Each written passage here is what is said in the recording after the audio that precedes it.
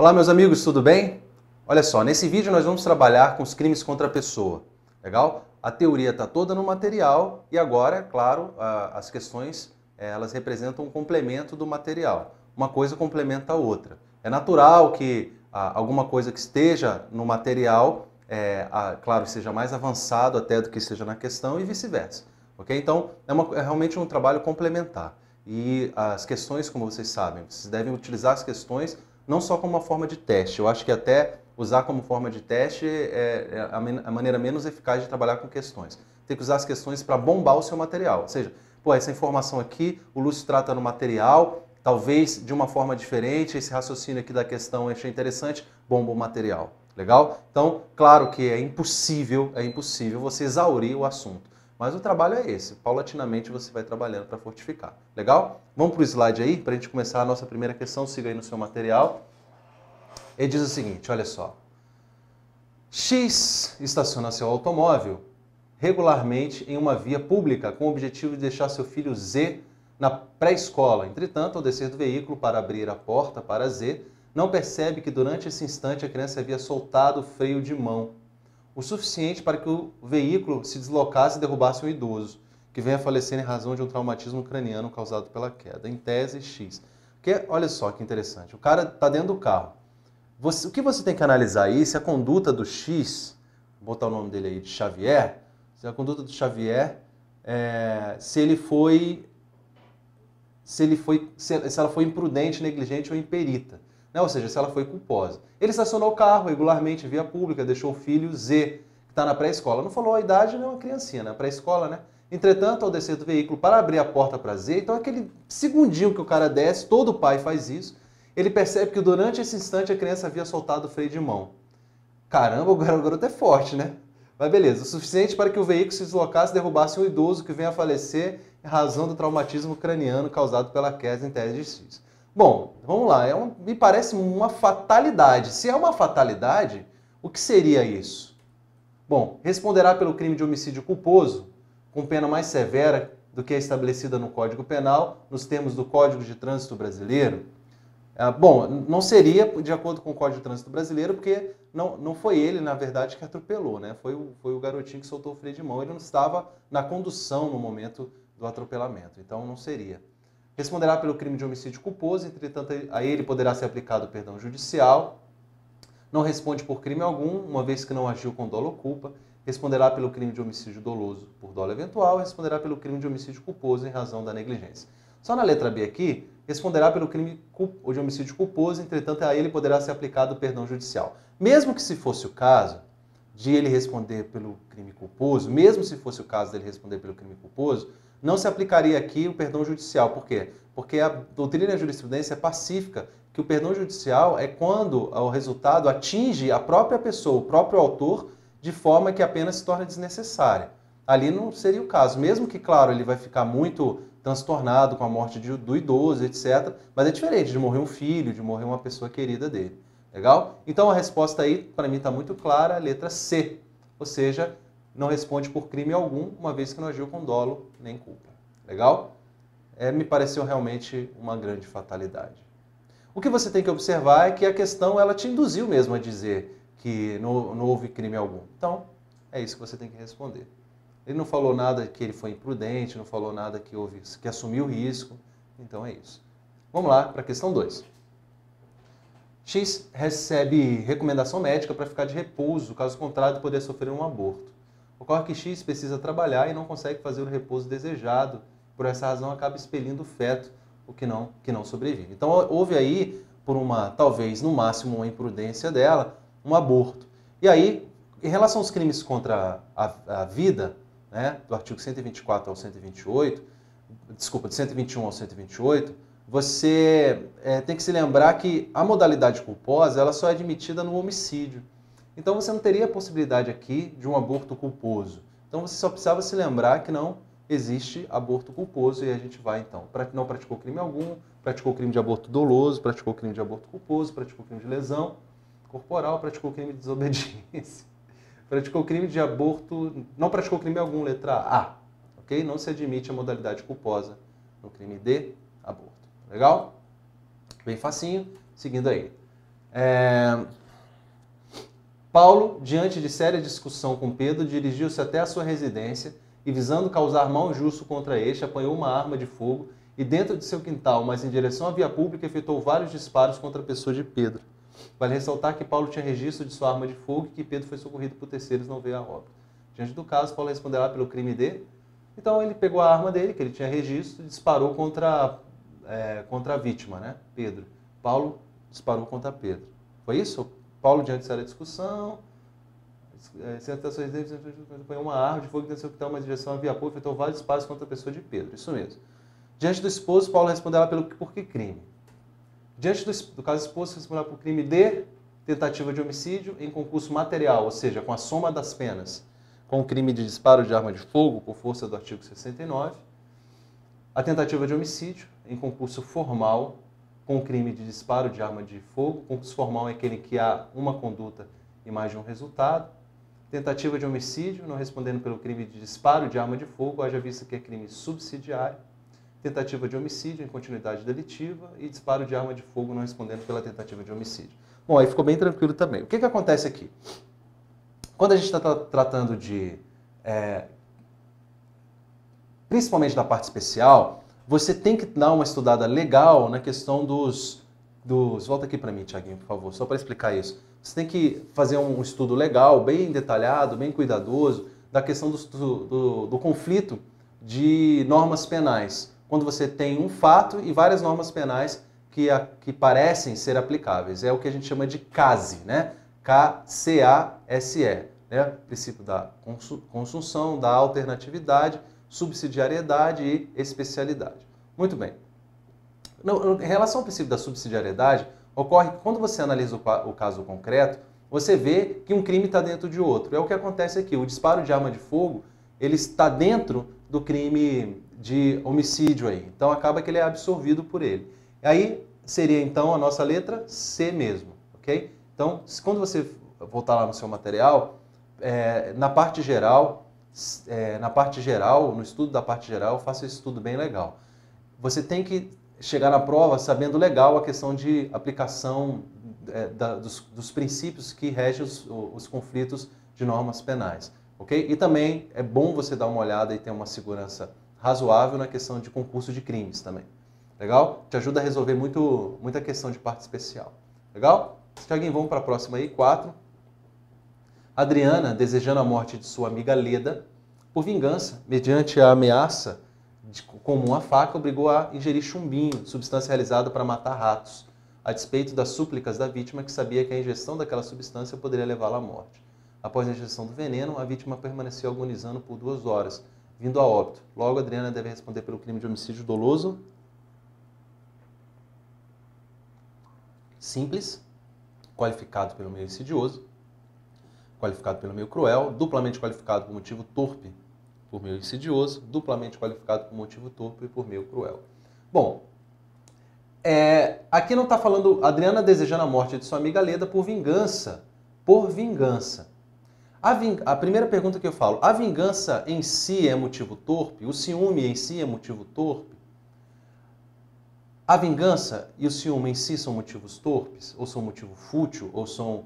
O que é a vingança? Depende, né? A gente vai ter que analisar o caso concreto. O que significou essa vingança? Ele não explicou muito bem aí.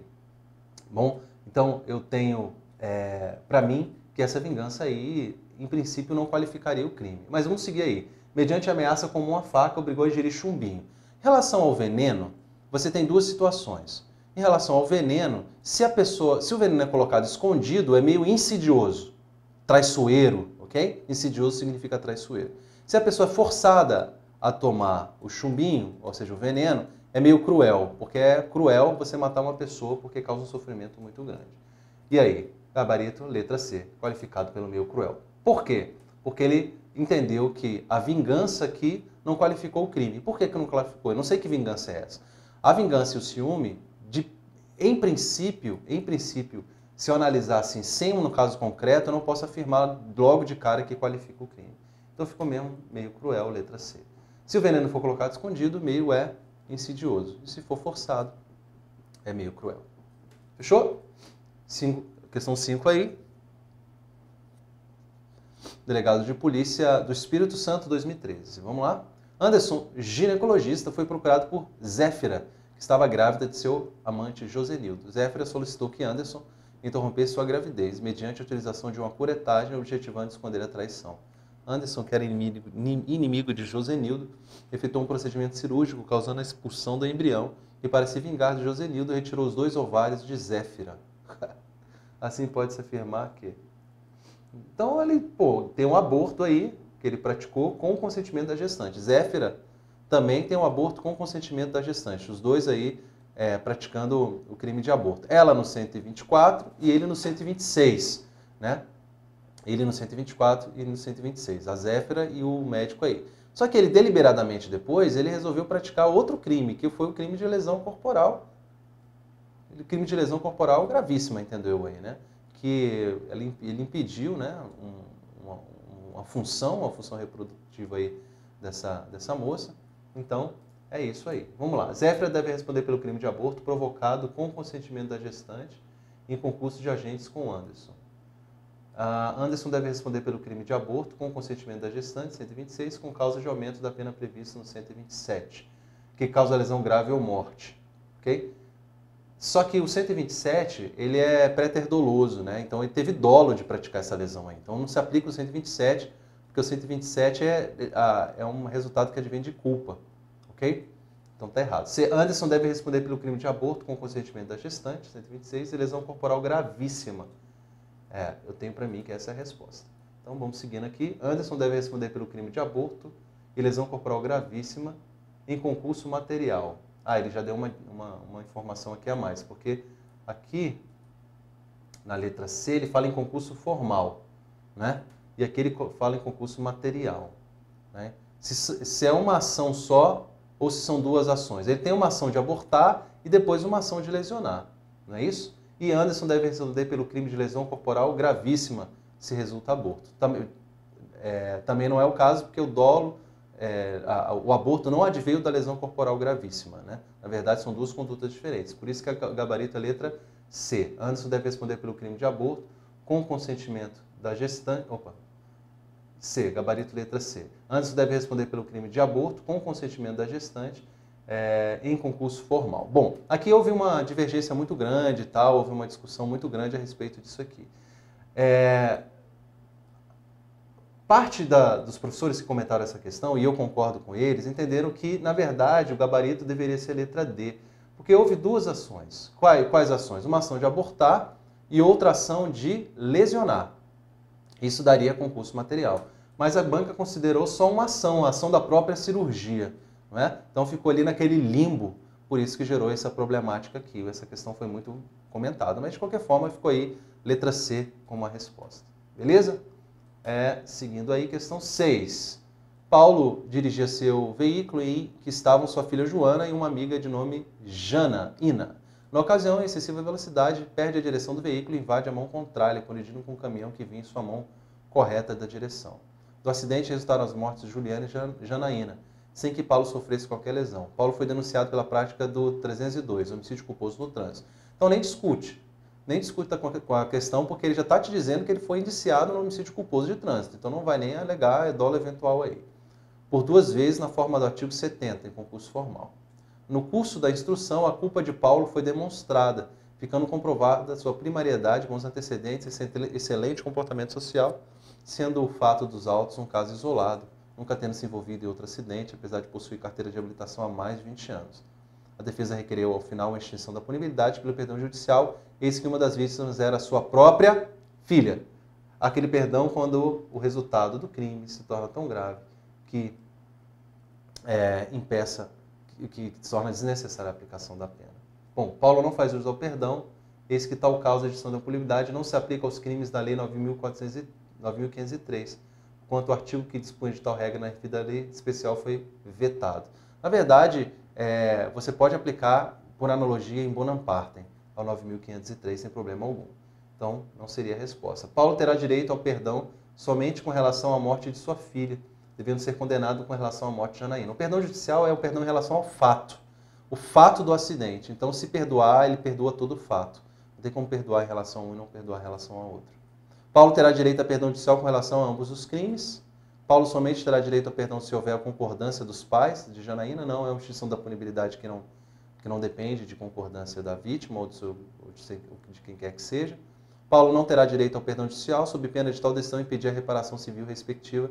Não impede a reparação civil. Então ficou realmente a letra C. Ok? Por quê? Porque ele é perdoado em relação aos fatos. Legal? Seguindo então, considere que José é penalmente imputável, horas após ter sido injustamente provocado por João, agindo sob influência de violenta emoção. Então aqui é importante, olha só, a gente observar esse termo aqui, olha. Observar esse termo aqui, ó. Qual é o termo que ele está usando? Influência de violenta emoção. Influência é diferente de domínio. Ok? Então ele só vai no termozinho aqui, ó, violência de violenta emoção, tendo desferido uma facada em João, o que resultou em sua morte. Nessa situação impõe-se em benefício de José o reconhecimento do homicídio privilegiado. Será que é homicídio privilegiado? O Gabriel está errado. Por que é errado? Por conta realmente da influência. Ok? Para que haja o privilégio, tem que ter domínio de violenta emoção, logo em seguida a justa provocação da vítima. Aqui ele vai ter no máximo uma atenuante genérica lá do artigo 65 do Código Penal. Fechou? Então, cuidado aqui, isso aqui é bem batido, mas cai direto. Trocar domínio por influência. Legal, galera? Então, sigamos aí. Fizemos provas de delegado, agora vamos fazer algumas provas jurídicas em geral, inclusive algumas da própria Funiversa. Legal? Vamos lá. Se o homicídio é cometido com emprego de asfixia, ele é considerado qualificado. É verdade. Né? Ele é considerado qualificado se ele é praticado com asfixia. Só lembrar do pato fu entra na conexão, está no seu material, que é um mnemônicozinho que eu criei para vocês memorizarem as qualificadoras do homicídio. Entretanto, a doutrina e a jurisprudência predominante em nosso país entende que somente se aplica nos casos de asfixia mecânica, não incidindo tal regra no caso de asfixia tóxica. A asfixia mecânica seria esganadura, enforcamento, né? E tóxica seria por gases tóxicos. Bom, na verdade, a asfixia pode ser de qualquer forma. Se você impede uma pessoa de respirar, isso é asfixia. Seja por esganadura, seja por enforcamento, seja por soterramento, seja por afogamento, seja por sei lá o que mais, soterramento, ok? Então, gabarito, claro, errado. Muito bem, seguindo aí, questão 9. O agente que atirar com o revólver em via pública no intuito de matar alguém não responderá pelo crime de disparo de arma de fogo, mas tão somente pelo crime que ele pretendia praticar, ou seja, o crime doloso contra a vida. Então ele quer atirar com o revólver em via pública no intuito de matar alguém. Não responderá pelo crime de disparo de arma de fogo, claro, porque ele fica absorvido. Ok? Então o item está corretíssimo. Tranquilo? Beleza. 10. Nos termos da Lei 8.072, considera-se como crime hediondo. Cara, aqui você vai ter que memorizar. Eu vou te dar uma dica aqui. Entra lá no YouTube e coloca assim, como memorizar crimes hediondos Lúcio Valente. Bota assim na busca. Vai aparecer um videozinho meu lá, gratuito, explicando, dando um mnemônico do Genepi testou Rolex falso, para você memorizar os crimes hediondos. Legal? Dá uma entrada no YouTube lá, acesse o YouTube, como memorizar os crimes hediondos, Lúcio Valente. Coloca lá que você vai achar a minha cara bonita lá, né, Thiago? E aí você dá uma olhada nessa paranoia aí, né? Beleza? Tranquilo? Fechou, então. Vamos lá. Homicídio simples. O homicídio simples, em regra, não é crime hediondo, só quando praticado em atividade típica de grupo de extermínio. Alteração de produtos destinados a fins terapêuticos, expor alguém por meio de relações sexuais a contágio de moléstia venérea, lesão corporal de natureza grave ou aborto. Se você não memorizou, você tende a marcar ou homicídio ou aborto, que está errado, né? Seria a letra B, que é falsificação de medicação. Ok? Então, é o artigo 273 do Código Penal. Dá uma olhada lá. Fechou? Então, gabarito letra B. Seguindo aí, questão 11. Nos crimes de calúnia e difamação não se admite a retratação. Nos crimes de calúnia e difamação não se admite a retratação. Será que se admite a calúnia e a difamação? Se admite a retratação? Não se admite a retratação, foi o que a Funiversa disse no curso de delegado de polícia. Esse item está falso. Olha só, a retratação, artigo 143, diz o seguinte: o ofensor que em momento anterior à sentença, então tem que ser anterior à sentença, retratar-se da calúnia ou difamação, ou seja, não inclui a injúria, fica isento de pena. Por meio da retratação, o agente confessa o seu erro e expressamente volta atrás e declarou. Trata-se de causa excludente da punibilidade, não impedindo ação civil de danos morais. Ok? Então, é possível, só não cabe na injúria, então o item está falso. É o que eu faço assim, Joana é prostituta e faz ponto na Praça do Relógio, em Taguatinga. Aí depois, ela não é puta não. Entendeu? Aí tem que se retratar, bonitinho. 12.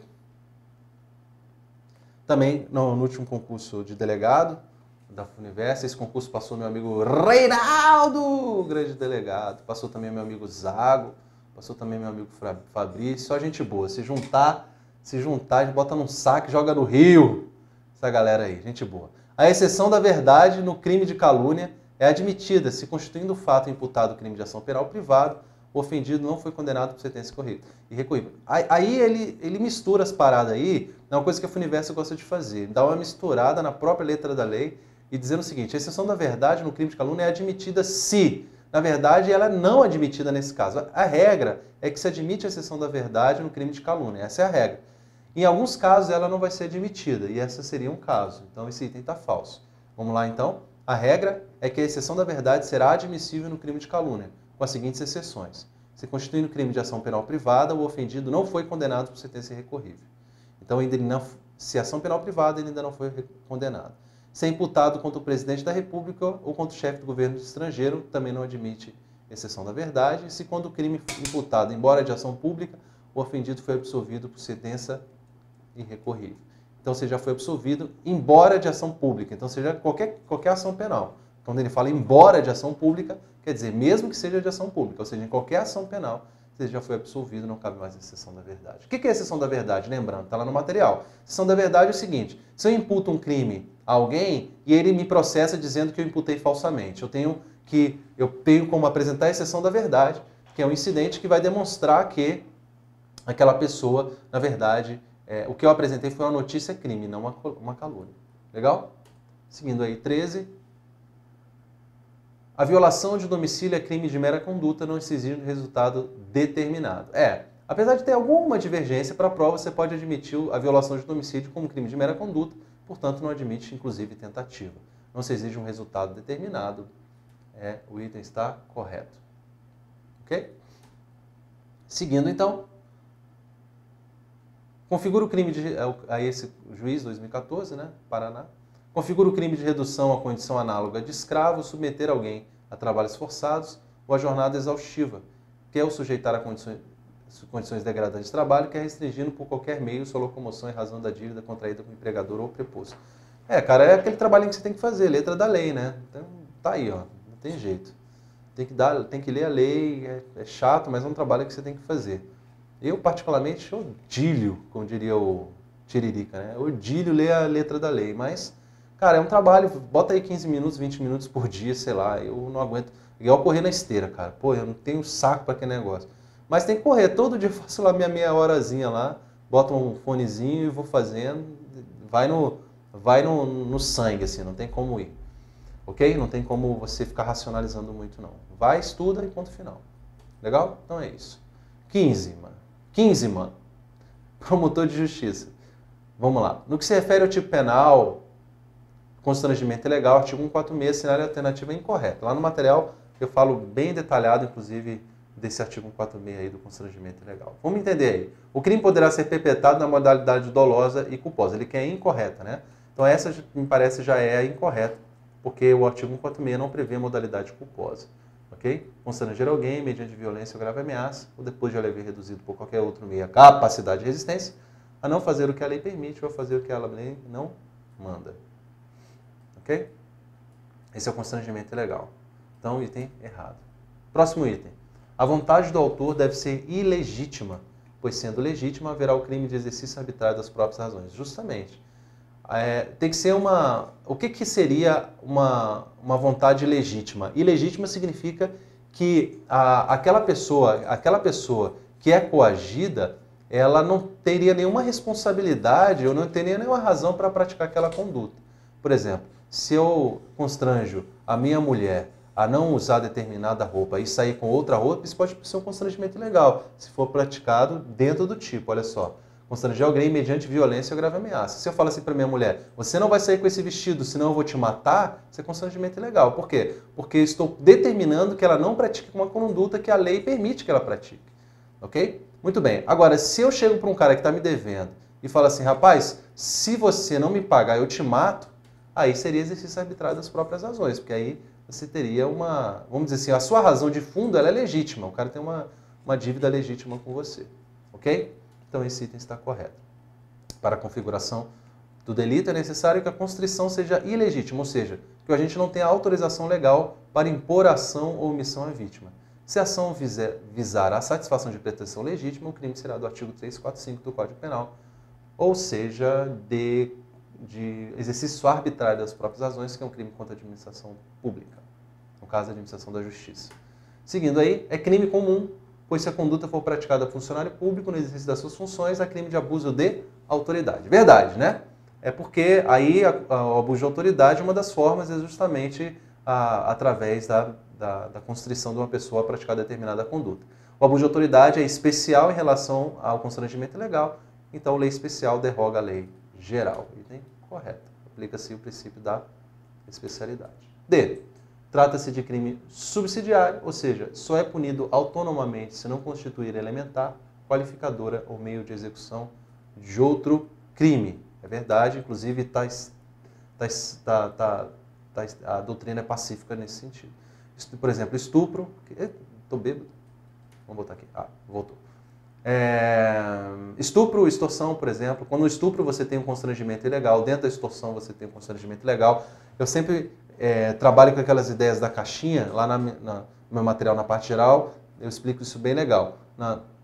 O estupro, dentro do estupro, quando eu abro o estupro, você encontra lá o constrangimento ilegal dentro do estupro. Quando eu abro a caixinha da extorsão, você encontra lá violência, ameaça e etc. E você encontra lá também o constrangimento ilegal. Ok? Então, é um crime, sim, subsidiário. Então, está correto. Letra E. Além das penas combinadas, aplicam-se ao autor do crime as correspondentes à violência. Sim, ele deve responder em concurso. Artigo 146 está expresso aí. Além das penas combinadas, aplica as correspondentes à violência. 16. Responde pela prática do crime de injúria racial, disposto no parágrafo 3º do artigo 140. Pessoa que ofende uma só pessoa chamando de macaco e negro sujo. E seria, então, um crime de injúria ou um crime de discriminação racial? Preto safado, branco inútil, índio fedorento, católico papa-óxia, que mais? Crente do cu quente, esse tipo de coisa, injúria. Ok? Aí você tem que tomar cuidado, por quê? Porque você tem, lá na lei de racismo, você tem o artigo 20, que se parece um pouco. Ele diz assim, olha, praticar, induzir ou incitar a discriminação, preconceito de raça, cor, etnia, religião ou procedência nacional. O que acontece aí? Além de você ter uma diferençazinha aqui em relação aos motivos, que é cor, raça, cor, etnia, religião, origem ou condição da pessoa idosa. Aqui é raça, cor, etnia, religião ou procedência nacional. Então aqui fica diferente. Aqui também está diferente. Legal. Aí olha só, aí você vai me dizer, qual é a diferença? Aqui, no racismo, você não está trabalhando com pessoas determinadas. Praticar, induzir ou incitar a discriminação de um modo geral. No 140 é uma injúria, você está atacando, você está injuriando uma determinada pessoa ou determinadas pessoas. Então, essa seria a diferença desse artigo 20 para o artigo 140, parágrafo 3º. Fechou? Legal. Então, só para você ficar ligado aí. 17. Por serem os crimes contra a honra, calúnia, difamação e injúria, independentemente da vítima ofendida, crimes de ação penal exclusiva, penal privada exclusiva, essa ação só poderia ser iniciada mediante queixa-crime, apresentada pela própria vítima, representada por advogado com poderes expressos para tanto. Bom, olha só, na verdade, calúnia, difamação e injúria, crimes contra a honra, a regra é que é de ação penal privada. Mas tem uma tabelinha que eu coloquei para vocês aí, olha só. É a regra, né? Ação penal privada. Mas olha as exceções aí. Primeira exceção, se injúria mais lesão leve, torna-se condicionada a representação por força da Lei 9.099. Injúria real mais lesão grave ou morte, incondicionada. Crimes contra a honra do presidente da República ou chefe de governo estrangeiro, incondicionado. Crime contra a honra de funcionário público em razão das funções, condicionada à representação ou privada, porque tem a súmula 714 do STF que diz o seguinte: é concorrente à legitimidade do ofendido mediante queixa e do Ministério Público condicionada à representação do ofendido para ação penal por crime contra a honra de servidor público em razão do exercício da função. Então esse item está errado, porque ele diz que sempre será de ação penal privada exclusiva, o que não é correto, ok? 18. Para a configuração do crime de difamação, é necessário o ataque à honra objetiva do indivíduo, consistente em imputar-lhe publicamente fato concreto e determinado ofensivo à sua reputação, sendo irrelevante qualquer vinculação à falsidade ou veracidade dos mesmos. Bom, para a configuração do crime de difamação, é realmente necessário o ataque à honra objetiva, à fama social. A injúria é a honra subjetiva, o amor próprio, né? Bom, consistente em imputar-lhe fato, tá certo? Então, fato concreto e determinado ofensivo à sua reputação. Joana é prostituta e faz ponto na Praça do Relógio. Sendo irrelevante qualquer vinculação à falsidade ou veracidade dos mesmos. Porque, como dizia o professor Nelson Hungria, ninguém pode se arvorar a ser árbitro da vida alheia, não é isso? Então, se a Joana é prostituta e faz ponto na Praça do Relógio, então você não tem nada a ver com a vida dela, então esse item está correto. Mesmo que seja verdadeiro, mesmo que seja falso, isso é sempre crime. É diferente da calúnia. Na calúnia o fato tem que ser falso, na difamação não é necessário. 19. O delito de rixa é um crime de concurso necessário, uma vez que exige a participação de 3 ou mais pessoas. No mínimo 3, para que ocorra a rixa, o item está correto. 20. O delito de lesão corporal seguida de morte, tipificado no Código Penal, é pré-terdoloso, não se admitindo dolo direto ou eventual na produção do resultado qualificador. O delito de lesão corporal seguida de morte, ele tem dolo na lesão e culpa na morte, né? Então é necessariamente um crime pré-terdoloso, o item está correto. Ok? É isso. Pessoal, o trabalho é esse, malhar bastante e tentar bombar o material. Legal? Espero que vocês tenham acompanhado com tranquilidade. Estou sempre disponível no nosso e-mail, vouserdelegado@vouserdelegado.com, e a gente se encontra na próxima oportunidade. Valeu, até mais!